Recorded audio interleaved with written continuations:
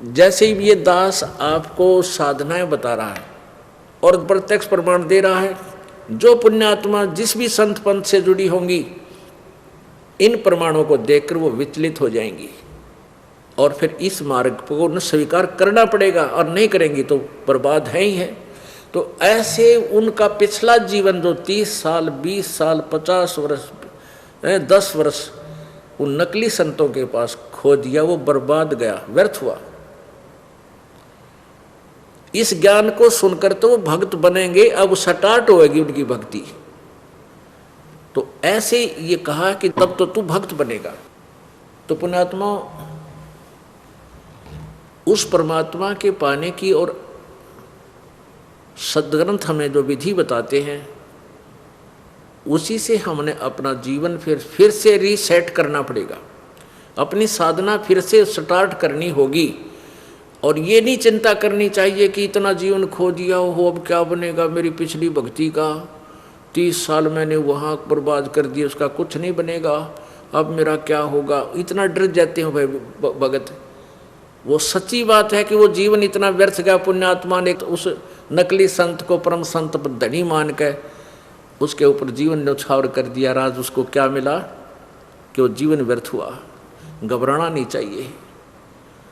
परमात्मा कहते हैं कि ऐसा व्यक्ति जिसको इतनी चाह थी परमात्मा पाने की कि उन अज्ञानियों के पास 20 वर्ष बैठा रहा घुघू बन के, अर्थात विशेष श्रद्धालु बनकर अंधविश्वासी बनकर उसको चाह है परमात्मा की, और जिसका इतना जीवन व्यर्थ हो गया और फिर उसको ये सच्चा मार्ग मिलेगा, वो अत्यधिक श्रद्धा से लगता है और पिछले अपने गए हुए एरियर को भी पूरा करना चाहता है कि पिछला जीवन मेरा गया उसको पूरा करूं।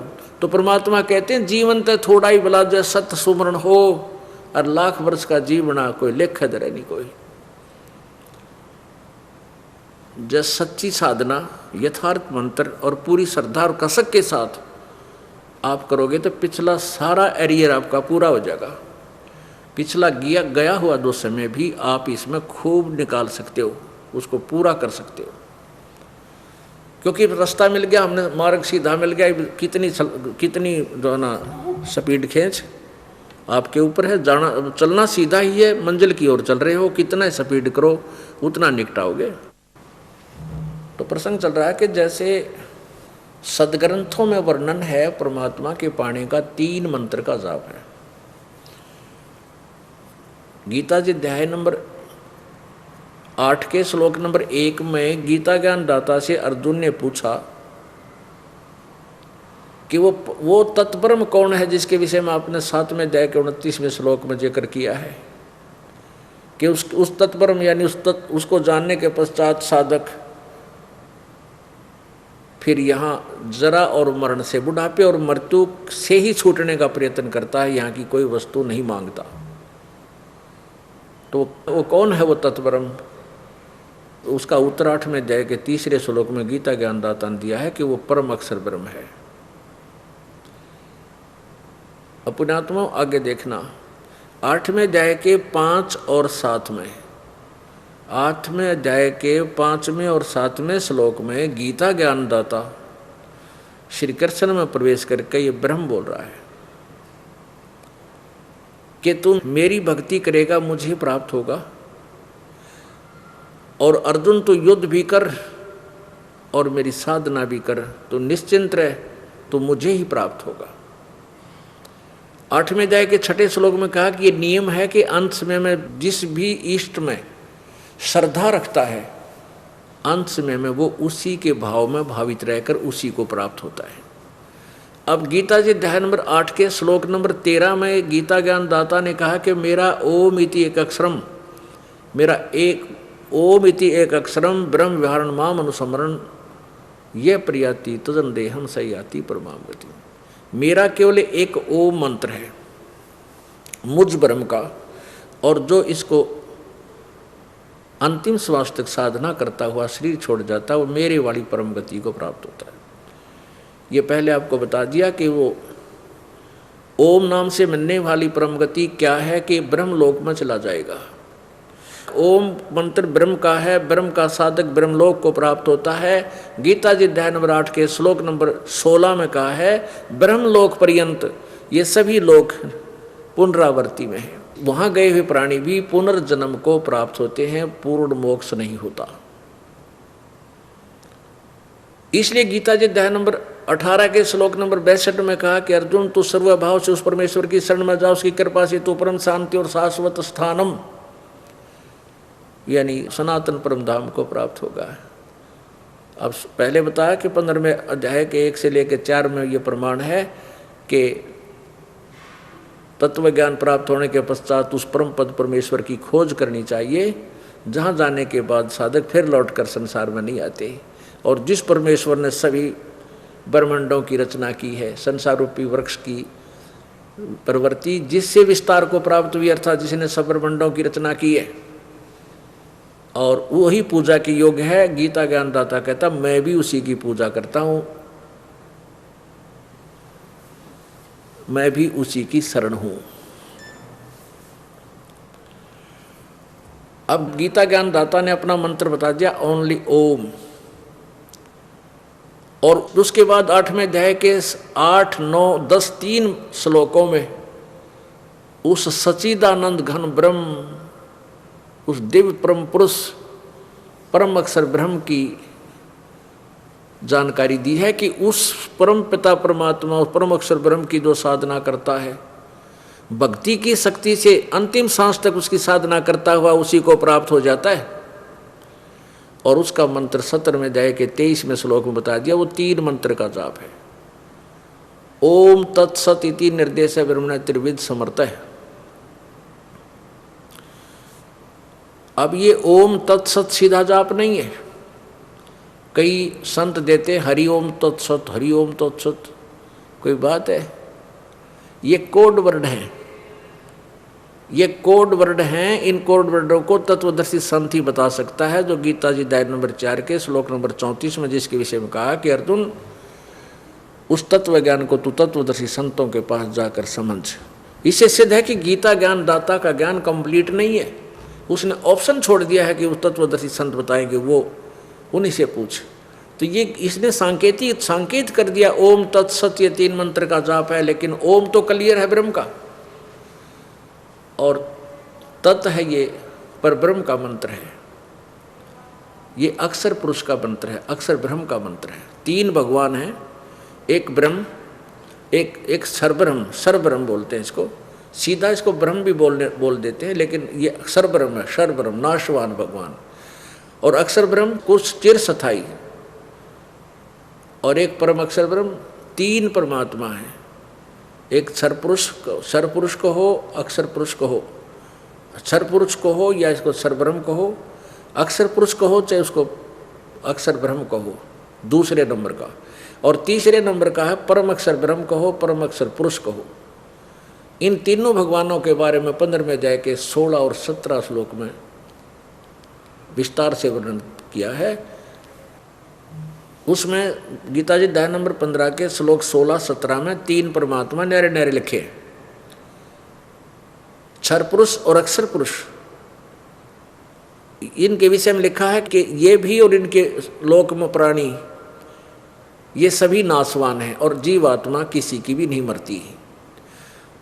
15वें अध्याय के 17वें श्लोक में लिखा है कि उत्तम पुरुष तु अन्य परमात्मा इति उदाहरते। वो उत्तम पुरुष, वो परम अक्षर ब्रह्म तो कोई और है। इन दोनों से ऊपर 16वें श्लोक में लिखे वर्णित उन दोनों से न्यारा है। उत्तम पुरुष है तु अन्य परमात्मा इति उदाहरते। ओए होए, उत्तम पुरुष यानी श्रेष्ठ भगवान तो कोई और है जिसको परमात्मा कहा जाता है, जो परमात्मा कहाता है। और ये लोक त्रयम् आविश्य विभर्ति अवैश्वर, जो तीनों लोकों में प्रवेश करके सबका धारण पोषण करता है, वो अविनाशी परमात्मा है। वो है वास्तव में परमात्मा परमेश्वर।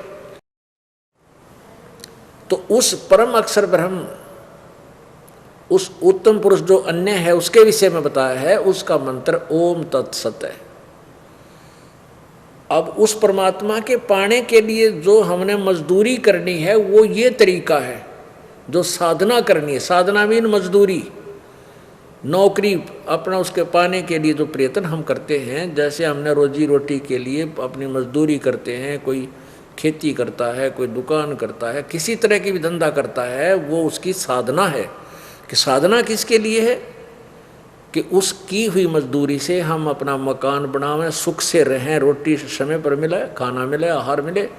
तो ऐसे ही ये 3 प्रकार के मंत्र से हमने वो मजदूरी करनी है जिससे हमने वो सुख मिले कि जहाँ जाने के बाद फिर संसार में लौटकर कभी ना आना पड़े। वो ये मंत्र है। तो पुण्यात्माओं, हमने अपने सदग्रंथों को नहीं समझा और जिनको हम विद्वान पुरुष मानते थे वो कति अज्ञानी थे। उनको सदग्रंथों का कै खे का भी पता नहीं था। जिनको हम गुरु मानते थे वो टीचर नहीं थे, वो बर्बाद करके चले गए अपना जीवन भी और हमारे पूर्वजों को भी उन्होंने बर्बाद कर दिया। आज वह भूत बने हुए हमारे पूर्वज, कोई पितर बना हुआ है। अब कहते हैं उनके सरहद निकालो, उनके सरहद निकालो, उसके 100 पाखंडा में ला दिए। वो मृत्यु होने वाला मृत्यु को प्राप्त हो चुका है, वो कोई अन्य योनि में चला गया है, कोई प्रेत बना है या प्रेत से कोई दूसरी योनियां भी भोग रहा होगा। और अब पीछे तो वो अनाड़ी और दुरुपयोग करते रहे हमारे पूर्वजों का, शोषण करते रहे कि तुम्हारे पिताजी को ऊपर स्वर्ग में दूध नहीं मिलता, तेरे पिताजी को स्वर्ग में आहार नहीं मिलता। अरे भले आदमियों, एक तरफ तो कहते हो स्वर्ग में किसी चीज़ का अभाव नहीं, फिर कहते हो तुम्हारे पिताजी को स्वर्ग में दूध नहीं मिलता, वहाँ कपड़े नहीं मिलते, तुम 500 कपड़े हमें दो और फिर तुम्हारे पिताजी के पास पार्सल करेंगे। कितना मूर्ख बनाया करते थे। जिसको स्वर्ग कहते हो और वहाँ हमारे पिताजी को कुछ नहीं मिल रहा। इतनी बुद्धि भी हमने काम नहीं करी। हम श्रद्धालु थे, हम अपने माता पिता के लिए कुर्बान थे कि हमारे पिताजी वहाँ भूखे हैं तो पता नहीं क्या पहुँचा दें उनके लिए। और वो पेट भर अपना भी विनाश कर गए, अपने जीवन को बर्बाद कर गए, अपने परिवार को नष्ट कर दिया, क्योंकि दूसरों को ठग कर जो आहार बच्चों को खिलाया जाता है उनके विनाश का कारण बनता है। और साथ में हमारे पूर्वजों को भी उन्होंने नरक भेज दिया। एक समय इतने भोले थे हमारे पूर्वज, एक व्यक्ति ने का लड़का हो गया, एक व्यक्ति का लड़का हो गया। उसकी माँ बोली भाई होम करानी है, और पंडित जी ने बुला के, वो सीधा सा आदमी था, कहने लगा पंडित जी आपकी दया से और एक लड़का प्राप्त हुआ है, मेरी माँ कह रही है हमारे घूम कर दे, घूम। अब वो बोला था ओम भी नहीं समझ रहा था, ने बोला घूम कर दे हमारा एक।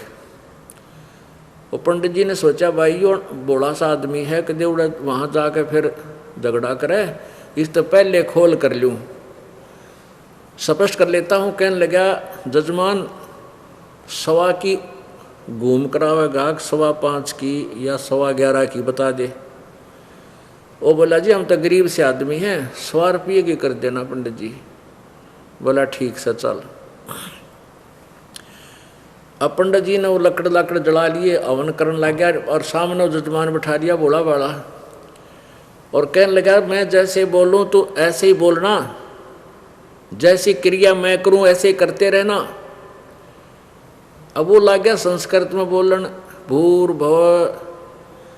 उसने ना बोलने आए बेचारे ने, भोला अनपढ़ आदमी था। और पंडित जी कहता तू ठीक बोल। वो भोला आदमी बोला तू ठीक बोल। पंडित जी बोला मैं तुझे कह रहा हूँ।